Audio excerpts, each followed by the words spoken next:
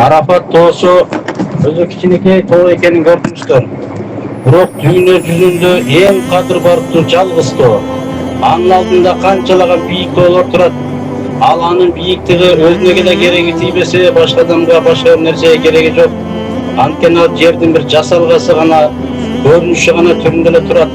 Ага бир зарыккан адам эле бир башына чийип келбесе, ага эч ким деле чыкпайт. Бирок Арafat тоосу кичинекей тоо болгондугу үчүн дүйнө жүзү адамдары келип зыярат кылат. Эмне үчүн? Ал өзү жапыс болсо дагы кадыр барктуу. Биз өзүбүз канчалык бийлигибиз чоңоёбу, байлыгыбыз чоңоёбу, канчалык жогорулаган сайын өзүбүздү кичипейил алсак, адамдар менен болгон мамилебизди, үй бүлө ичиндеги мамилебизди, балдарыбыз менен болгон мамилебизди кичипейилдик менен секин гана сүйлөшүп келишип алсак, ошол биздин кадыр барктуубузду күчөтөт. Мен бай элем, мен бий элем, мен чоң киши элем, менин ордумду булар билбей жатышат. Мен ушундай адам элем, мени булар сыйлаш керек эле деп өзүбүздү чоң ала берсек, чоң тоолордой болуп кадырыбыз кетет. Урматтуу мусулман муктаган, ушу Арafat тоосунун көптөгөн пайдаларды алгыла. Arafat тоосунда пайгамбар алейхисалам өмүрүнүн акыркы хажысында 135 000 сахабага мен силерге динди жеткиздим дегенде баардыгы жеткиздиңиз дешкен. Ал маалда микрофон деле болгон эмес, бирок сахабалар айтышат, пайгамбар алейхисаламдын ошол айткан сөзү биздин кулагыбызга келип жаңыртып айткандай угулган дешет. Пайгамбар алейхисаламдан калган ошо 135 000 сахаба бүгүнкү күндө дүйнө жүзүнө таркап, дүйнө жүзүндөгү баардык мусулмандардын динге киришине себепкер болгон адамдар. Ошолордун мээнетинин натыйжасы, ошолордун кызматынын натыйжасында бүгүнкү күнү сиз менен биз ушул жерлерге келип, ушу сахабалардын баскан жолдору, пайгамбарыбыздын өмүр жолу, пайгамбар алейхисалам кыйналып өткөн жолдору менен таанышып, ушу өзүбүздүн динибиздин башаты кайсыл жерден чыккан, кандай болуп башталган, баардыгынан таанышып кетип жатабыз.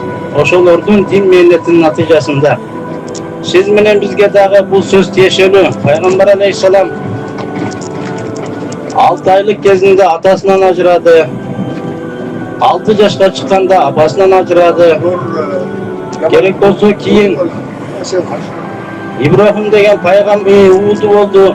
Уулу дагы 6 жашка чейин электе андан ажырады. Ошол уулунда Жебрейил периште келип айтат: "Эй, Мухаммед алейхисалам, сага уулуң керек болсо ден соолугун кайтарат Кудай Таала. Эгер үммөтүм десең, буга сен ыраазы болосуң. Мага үммөтүмдүн бейишке кириши керек" дейт. Пайгамбар алейхисаламдын баласы ушунчалык эстүү бала эле Азраил жаналгыч периште келгенде, анын жаналгыч экендигин сезип, ал атасына келип, ичине эркелеп, "Сага бүгүн бир мейман келди, сени алып кетет, өтө алыс жакка алып кетет" дегенде, баласы дагы атасы менен кичине ойноп, эркелешип, бирок ошондой көз караштарда дагы үммөтүнүн бейишке кириштиги үчүн баласынын курмандыгына ыраазы болгон. Ошондой улуу зат сиз менен биздин бейишке киришибизге аракет кылган, жан дили менен калтырган, керек болсо бүтүндөй пайгамбарларга бир жолу берилген дуасын кылып, биздин пайгамбарыбыз ошол дуасында кыямат күндө үммөтүмдүн бейишке киришинде калтырдым деген жери бар. Караңыз, сизге, бизге бар өмүрүн арнаган, бар жүрөгүн берген, бүтүндөй жан дүйнөсү ушу үммөтүн бейишке кирип калса экен деп аракет кылган улуу пайгамбар мына ушул жерлерде басып жашап өткөн. Сиз ошо улуу пайгамбардын басып өткөн жерлеринин бири Кабада биздин заманга чейин деле биз мусулмандардын доору келелектен мурда деле адамдар Кабаны айланып ажылык кылышкан. Бирок ар ким өзүнүн стилинде, өзүнүн модасы менен аткарышкан. Бүгүнкү күндө биз пайгамбар алейхисалам үйрөткөн жол менен гана баардык үммөттөр ошол ишти кылабыз.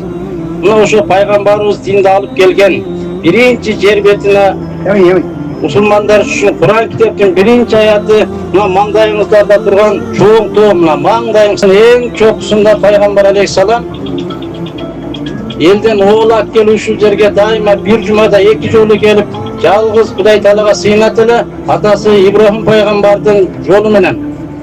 Биринчи аят мына ушул чоң тоодо түшкөн.